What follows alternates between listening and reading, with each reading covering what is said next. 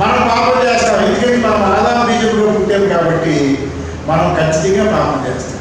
కానీ ఆయన పరలోక బీజంగా పుట్టాడు కాబట్టి, అయితే ఆయన మానవుడు కదా, అంటే ఆయన సగం మానవుడిగా ఉన్నాడు, సగము పరలోక బీజంగా ఉన్నాడు.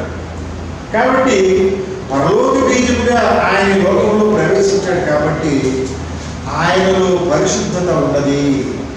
ఆయన పాపం చేయడానికి అవకాశం లేదు.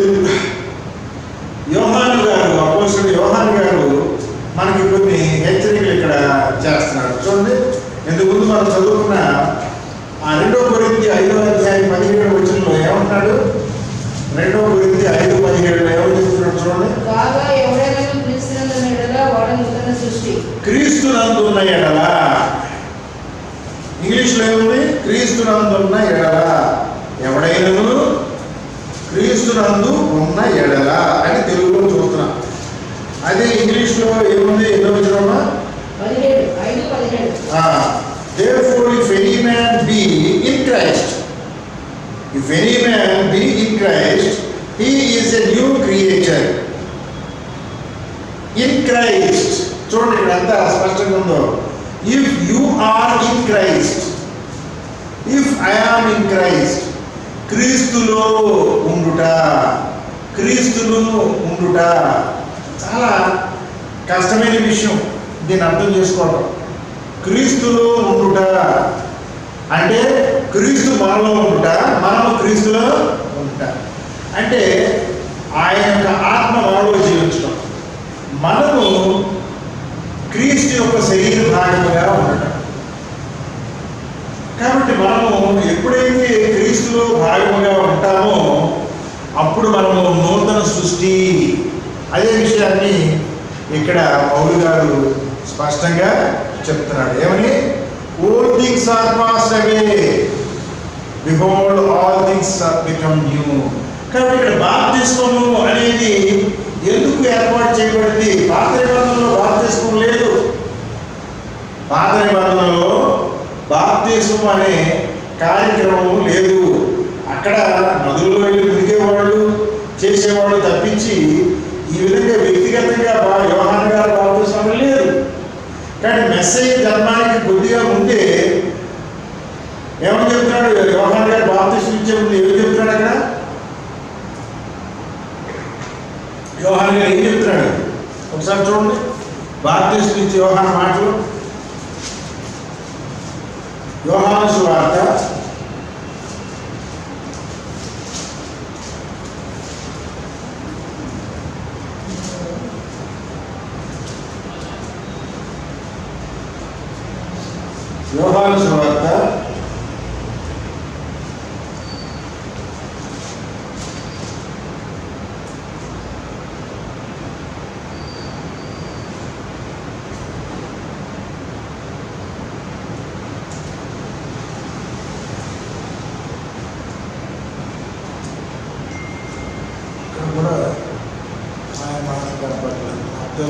10 కానీ మార్పులో కానీ లోకాలో కానీ ఉంటాయి. యోహాను గారు చెప్పిన మాట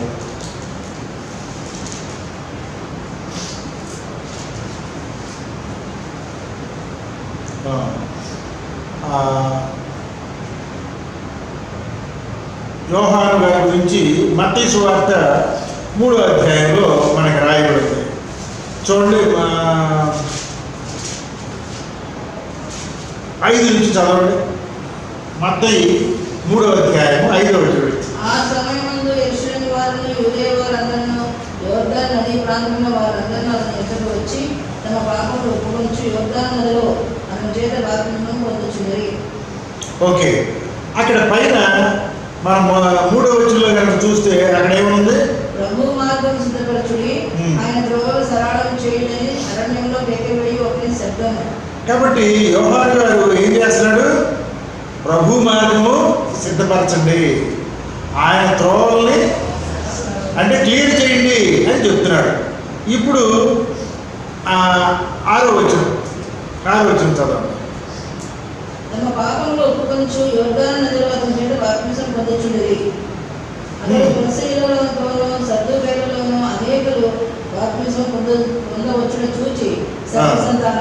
చాలు. తర్వాత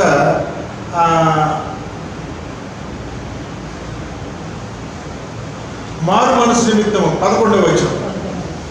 11 మారు మనసు నిమిత్తము నేను నీళ్ళలో మీరు బాప్తిసం ఇచ్చుచున్నాను, అయితే నా వెనక వచ్చుచున్న వాడు నాకంటే శక్తివంతుడు, ఆయన చెప్పులు మోయటకైనను. కాబట్టి ఇక్కడ ఆయన ఈ బాప్తిస్మ అనే ప్రాసెస్ గురించి చాలా వివరంగా అక్కడ చెప్తున్నాడు. బాప్తిస్మ అనేది మెస్సయ్య మార్గానికి సరళం చేయడానికి ఉపయోగపడుతుంది.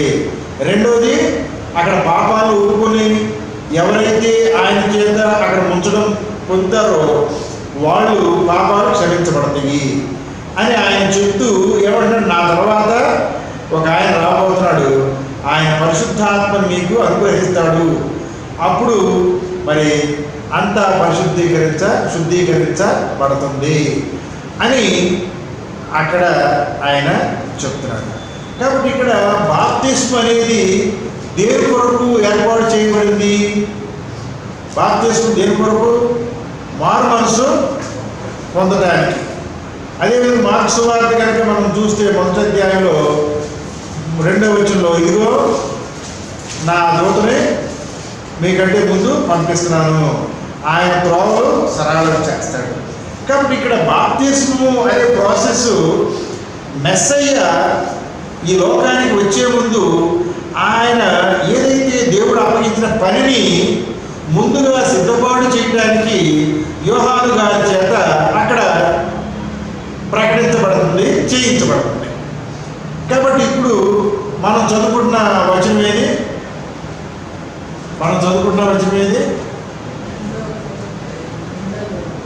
అమ్మా 2వ కొరింథీ 5:17 కనుక వస్తే ఇక్కడ బాప్తిస్మ అనేది ఏం చేస్తుంది? ఇప్పుడు మనం చదువుకున్న దాంట్లో మారు మనసు పొంది నూతన హృదయాన్ని పొందాలి అంటే ఎవరైతే బాప్తిస్మ పొందుతారో వాళ్ళు పాత జీవితాన్ని విడిచిపెట్టి నూతన జీవితాన్ని వాళ్ళ హృదయంలో మార్చబడాలి. అక్కడ శరీరం నీటిలో ఉంచబడుతుంది. ఆ పాత శరీరం అంతా కూడా పాత అలవాట్లను విడిచిపెట్టి నూతన ఆత్మ ద్వారా నూతన క్రియలు జరిగించాలి అనేది బాప్తిస్మలో ఉండే ప్రక్రియ. కాబట్టి యోహాను గారు అక్కడ తిరిగి జన్మించడాన్ని మనకి నూతన సృష్టిలో అక్కడ చూపిస్తున్నాడు. తిరిగి జన్మించిన వారు మెస్సయ్యలో పోలిక కలిగి ఉండాలి. యోహాను 3:3, యోహాను సువార్త 3:3, యోహాను సువార్త 3వ అధ్యాయము 3వ వచనం.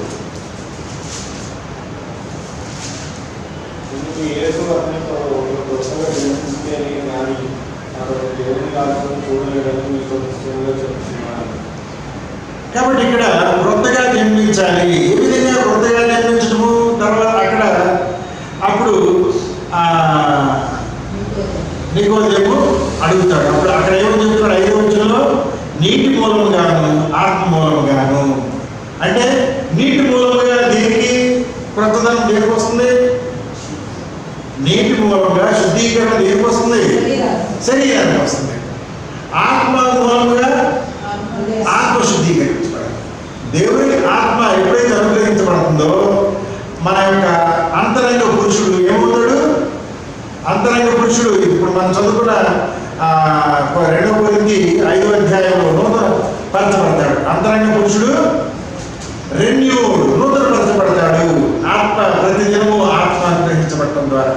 కాబట్టి ఇక్కడ నూతన పరచబడటము అనేది విశ్వాస జీవితంలో మెస్సయ్య ద్వారా జరిగించే ఒక ప్రాసెస్. అంతకుముందు లేదు. అంతకుముందు ఏముండేది? యూదుల దగ్గర ఇశ్రాయేలీయులు అంతకుముందు ఏం చేసేవాడు చెప్పండి? పాపాల పరిహారం కోసం ఏమి చేసేవాడు? బలులు ఇచ్చేవాడు. ఒక పాపం చేసి ఆ పాప పరిహారం కోసం పావురాయనో లేకపోతే ఒక గొర్రెనో మేకనో ఎద్దులో బలి ఇచ్చేవాడు. కానీ నూతన నిబంధనలో ఆ బలులన్నింటినీ కూడా ఆయన అప్పటికి ఇంకా తీసివేయలేదు. ఆయన బ్రతికే ఉన్నాడు. అప్పటికి ఏమైంది?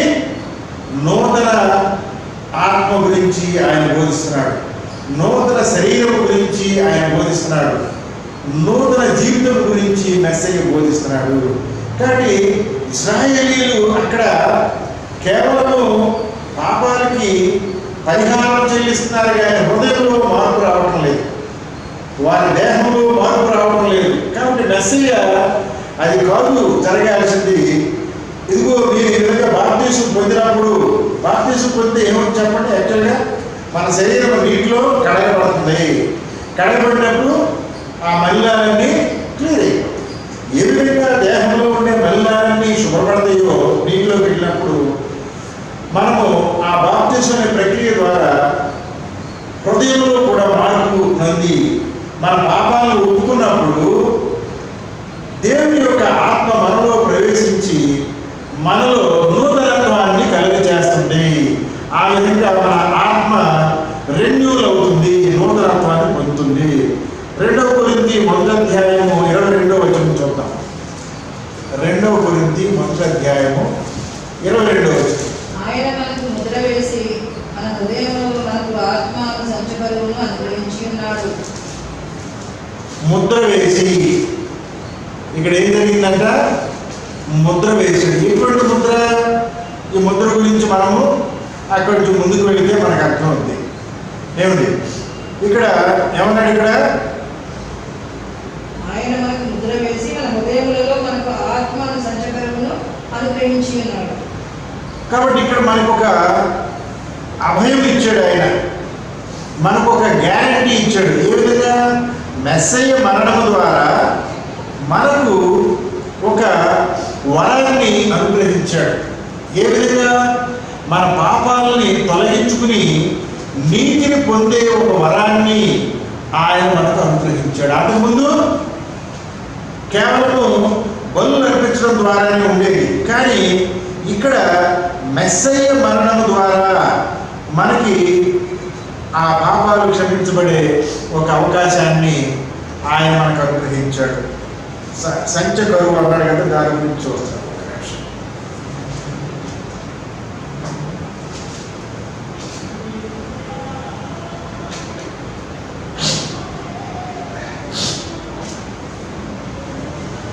ఇరవై 22 వచ్చిన కదా.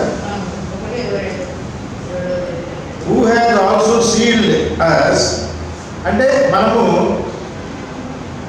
now he which established us with you in Christ, మనము మెస్సయ్యతో సీల్ వేయబడి ఉన్నాము, ముద్రించబడి ఉన్నాము. మెస్సయ్యలో ముద్రించబడి ఉన్నామంటే we are in మెస్సయ్య, ఆయనతో మనం కలిసిపోయాము.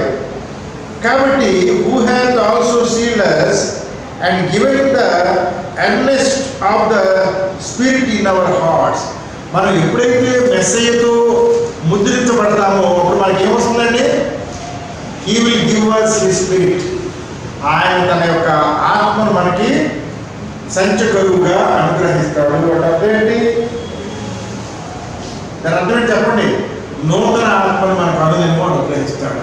అనుదినము నూతన పరచబడతాము. అపోస్తుల కార్యాలు 5:32.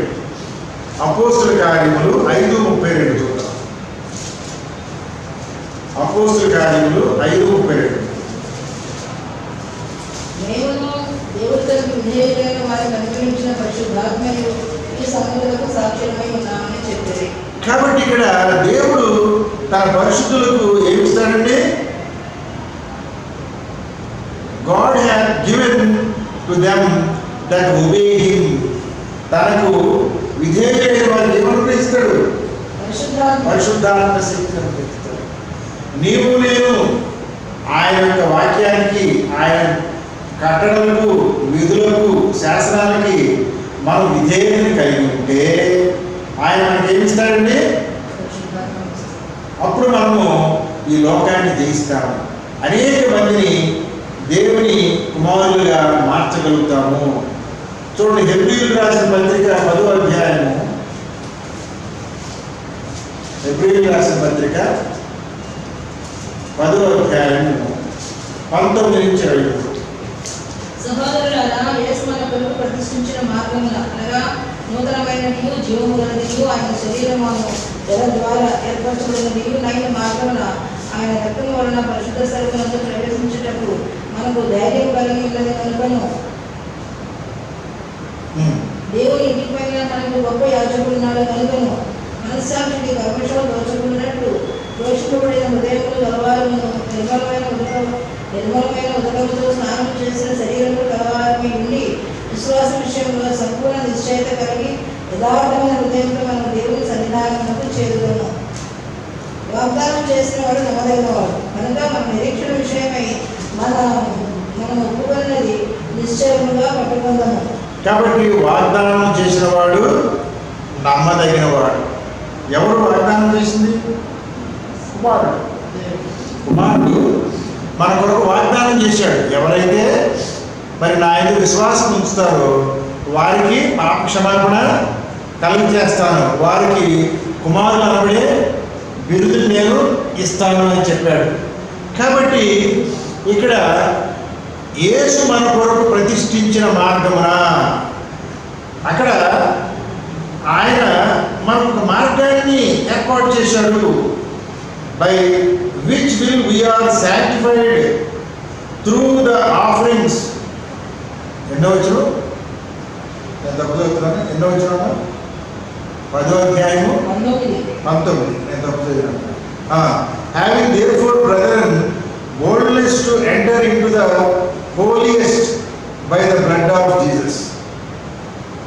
కాబట్టి ఇక్కడ మనము ఆయన యొక్క పరిశుద్ధ స్థలానికి వెళ్ళడానికి మనకి ఒక అవకాశం ఏర్పడింది.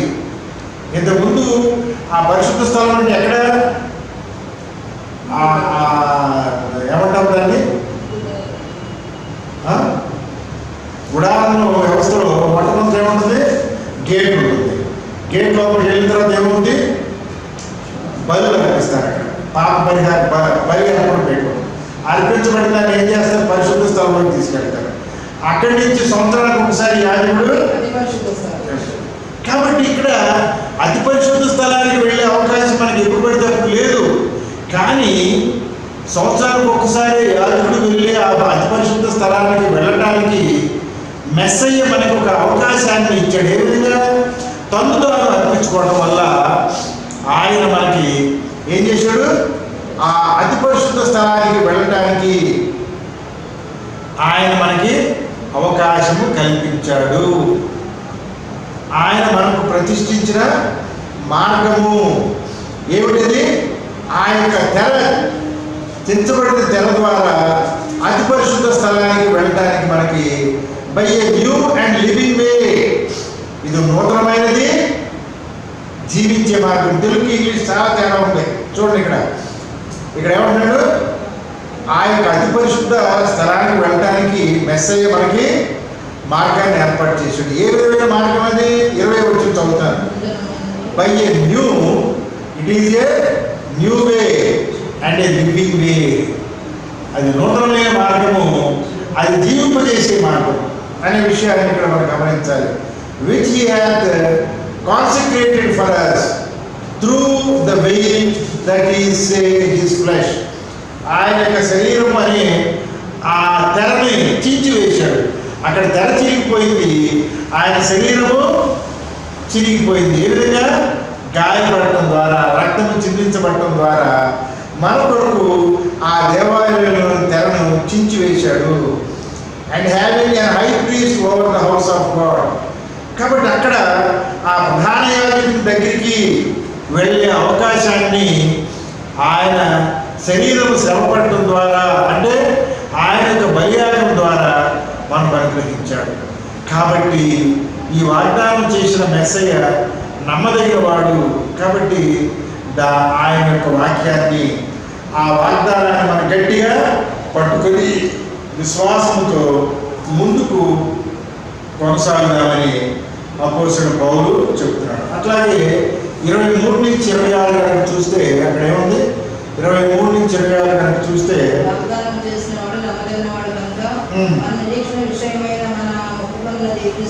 నిశ్చలంగా పట్టుకుందాం. ఇక్కడ ఏమంటున్నాడు? గట్టిగా పట్టుకుందాం. ఈ విధంగా గట్టిగా పట్టుకోవడం అంటే ఏంటి అనే దానికి ఎక్స్ప్లెనేషన్ 24 నుంచి ఇస్తున్నాడు. ఏమని చదవండి. కొందరు వాగ్దానం సమాజంగా కూడా మానగా ఒకరినొకరు హెచ్చరించు, ఆ దినం సమీపించడం మీరు చూసినప్పటికీ మరి ఎక్కువగా ఉపకారం చేయొచ్చు, ప్రేమ చూపుటకు సకార్యం చేయటకు ఒకరినొకరు ప్రికల్పవాలని ఆలోచన. కాబట్టి ఇక్కడ సమాజంగా కూడటం అనేది, అందరూ ఒక చోట సభాదులు కూడటం అనేది దేవుని చిత్తముగా ఉన్నది.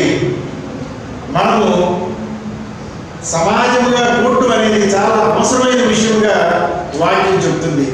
అంటే ఆ యొక్క రెండవ రాకడ సమీపించే కొలది మనము ఎక్కువగా కూడుకోవాలి. కాబట్టి మనము మంచి పనులు చేయాలన్నా, ఒకరినొకరు ప్రేరేపించుకోవాలన్నా సమాజముగా కూడుకోవడం అనేది ప్రధానమైన అంశం. తర్వాత ఏమంటాడు 26వ వచనంలో, సత్యాన్ని గురించి అనుభవ జ్ఞానం వచ్చిన తర్వాత, బాగా తెలుసుకున్న తర్వాత మరలా పాపం చేస్తే దానికి పరిహారము ఒకసారి బాగా మనసు పొందిన తర్వాత మరలా పాపం చేస్తే క్షమాపణ ఉండదు అనే విషయాన్ని వాక్యము తెలియజేస్తుంది. 29 నుంచి 31 చూడండి. ఇప్పుడుండగా దేవుని కుమారుని పాదములతో త్రొక్కి తాను పరిశుద్ధపరచబట్టుటకు సాధనమైన నిబంధన రక్తమును అపవిత్రమైనదిగా ఎంచి కృపకు మూలముగా ఆత్మను తిరస్కరించిన వాడు ఎంత ఎక్కువైన దండనకు పాత్రలుగా ఎంచబడని తోచును. కాబట్టి మనము ఆత్మను, దేవుని యొక్క ఆత్మను తిరస్కరించకూడదు. అంటే అర్థం ఏంటి? ఒకసారి మనసు పొంది నూతన ఆత్మను పొందిన తర్వాత మరలా పాపం చేస్తున్నట్టు అర్థం ఏంటి? దేవుడు అనుగ్రహించే ఆత్మను తిరస్కరిస్తున్నాం. కాబట్టి అటువంటి వారికి మరి ఎక్కువ శిక్ష ఉంటుంది అనే విషయాన్ని మనం గమనించి, ఒకసారి మనసు పొందిన తర్వాత, ఒకసారి దేవుని సంఘంలో సభ్యులుగా మనము పాపాలను ఒప్పుకున్న తర్వాత ఇకను పాపం చేయకుండా ఆత్మను అనుదినము నూతనపరచుకోవాలి. అంటే ఆత్మ పెరుగుతూ ఉండాలి తప్పించి ఆత్మ నశించుకోకూడదు అనే విషయాన్ని మనము గ్రహించాలి. దేవుడు ఈ వాక్యాన్ని దీవించును గాక. ఇంకా కొద్దిగా ఉంది.